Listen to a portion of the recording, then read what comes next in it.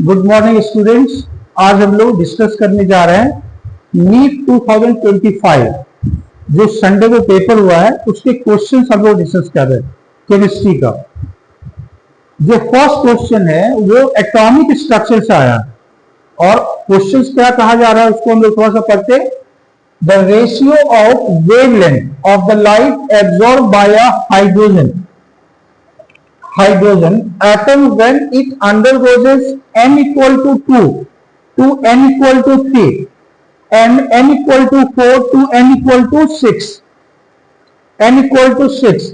transition respectively is option है 1/36, second option है 1/16, third option है 1/9 एंड फोर्थ ऑप्शन है 1/4। ये क्वेश्चन आपको आया।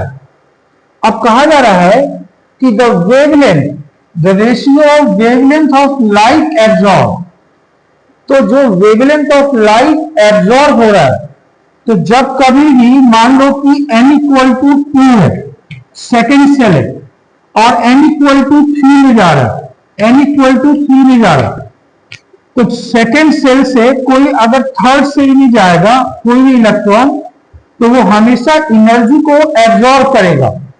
जो एनर्जी को एब्जॉर्ब करेगा तो एनर्जी इनवर्सली प्रोपोर्शनल होता है किसका? वेवलेंथ का।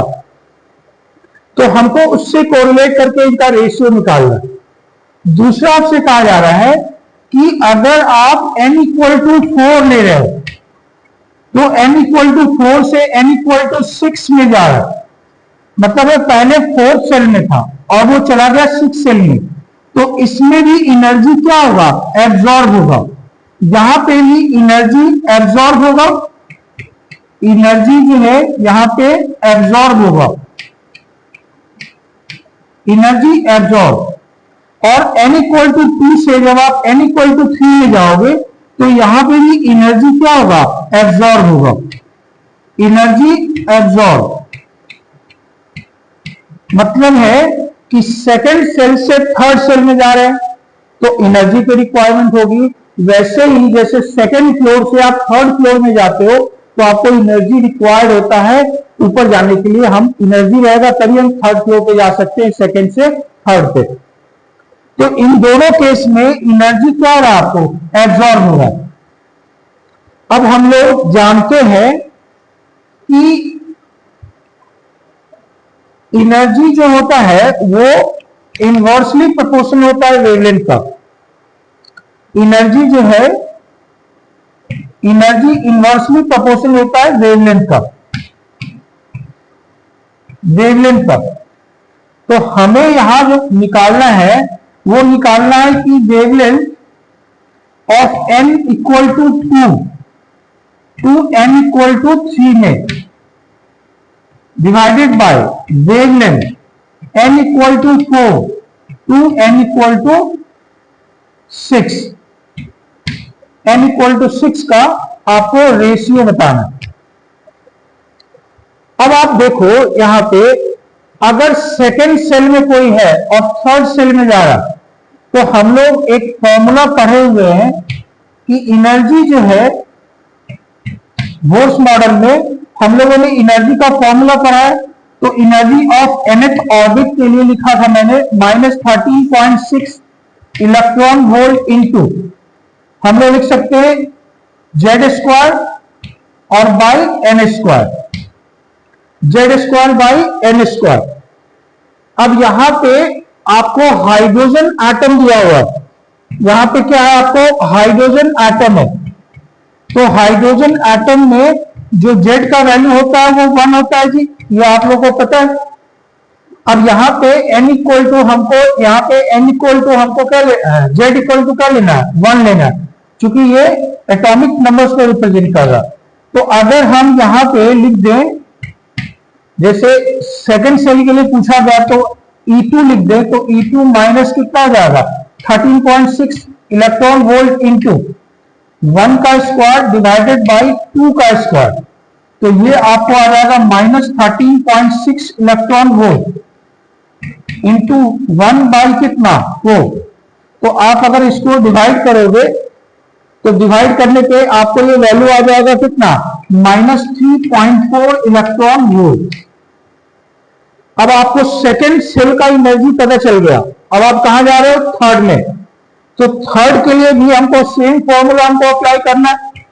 थर्ड के लिए भी हम लोग यही लिखेंगे, -13.6 इलेक्ट्रॉन वोल्ट और इंटू 1 स्क्वायर डिवाइडेड बाय, बोला गया थर्ड सेल का, तो 3 का स्क्वायर हम लोग कर लेते हैं, ये हो जाएगा -13.6 इलेक्ट्रॉन वोल्ट इंटू 1/9। तो ये आप -13.6 डिवाइडेड बाय 9 इलेक्ट्रॉन वोल्ट, आप इसको डिवाइड करोगे तो ये आपको कितना आ जाएगा? ये आपको आ जाएगा -1.51 इलेक्ट्रॉन वोल्ट। इतना इलेक्ट्रॉन वोल्ट आपको आ जाएगा। अब हमें यहां पे इन दोनों का डिफरेंस लेना पड़ेगा। तो आप डेल ई इक्वल टू क्या लिखोगे? एनर्जी ज्यादा किसका होगा? थर्ड सेल का। तो हम लोग लिख सकते हैं E3 माइनस, हम लोग लिख सकते हैं यहाँ पे क्या? E2। तो आप इसे लिख सकते हो -3 यहां पे हम लोग लिख दें -3.4 माइनस इधर कितना? -1.51 इलेक्ट्रॉन वोल्ट। इन दोनों को माइनस करोगे तो ये आपको आ जाएगा कितना? माइनस करके देखिए, तो ये आपको माइनस करेंगे तो ये आपको आ जाएगा 1.89 इलेक्ट्रॉन वोल्ट। तो जिस तरीके से आपने E2 और E3 निकाला, सिमिलरली आप E4 भी निकाल सकते हैं और E6 निकाल सकते हैं। तो यहां पे हम लोग जो है ये 1/36 है। सिमिलरली आप यहां पे E4 का वैल्यू लेंगे तो E4 का भी आप लिखेंगे 13.6 इलेक्ट्रॉन वोल्ट इंटू 1 का स्क्वायर और 4 का स्क्वायर। तो ये आपको हो जाएगा -13.6 इलेक्ट्रॉन वोल्ट इंटू 1/16। इसको डिवाइड कीजिए, तो इसको आप डिवाइड करेंगे तो डिवाइड करने पे आ जाएगा -0.85 इलेक्ट्रॉन वोल्ट। वैसे ही आप E6 के लिए लें तो ये फिर हो जाएगा 13.6 इलेक्ट्रॉन वोल्ट और 6 का स्क्वायर, तो ये हो जाएगा -13.6 electron volt into divided by, लिख देता हूं मैं 36। इसको आप डिवाइड करेंगे तो डिवाइड करने पे ये वैल्यू आ जाएगा -0.377 इलेक्ट्रॉन वोल्ट। अब आप इनको क्या करें, जैसे हम लोगों ने E3 और E2 का डिफरेंस लिया है, वैसे ही आप E4 और E6 का भी ले लें। तो डेल E आप लेंगे तो ये क्या हो जाएगा? E6 minus E4। तो इनका वैल्यू आपको दिया हुआ, आपने निकाला है -0.377 माइनस, इधर लिखेंगे -0.85 इलेक्ट्रॉन वोल्ट। इनको आप माइनस करेंगे तो ये वैल्यू आ जाएगा आपको 0.473 इलेक्ट्रॉन वोल्ट। अब हमें वेवलेंथ का रेशियो चाहिए था, तो हम लोग यहां पे क्या लिख सकते हैं? डेल ई ऑफ, कहां से? सेकंड से थर्ड सेल में आप जा रहे हो, divided by del E of, आप 4 से कहां जा रहे हो? 6 सेल में जा रहे हो आप। तो आप इनका जो रेशियो है, तो वो अगर आप रेशियो देखें तो पहले वाले में अपने को आया था कितना? 1.89 इलेक्ट्रॉन वोल्ट डिवाइडेड बाय, इसको माइनस किया तो ये आ गया आपको 0.473 इलेक्ट्रॉन वोल्ट। इसको इससे कट करेंगे तो ये 4 टाइम्स में कट हो जाएगा, तो ये हो जाएगा आपको ये डेल ई, ये 2 से कहा जा रहा है आपको 3 में, और डिवाइडेड बाय इधर आप लिख सकते हो डेल ई कहा जा रहा है 4 से 6 में। इसका रेशियो 4 बाय कितना है 1।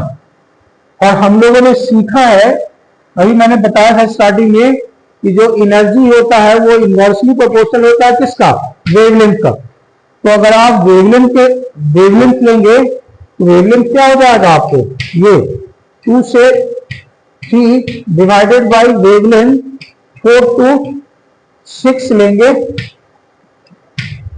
ये, तो ये आपको आ जाएगा 1/4, क्योंकि एनर्जी इनवर्सली प्रोपोर्शनल होता है किसका, वेवलेंथ का।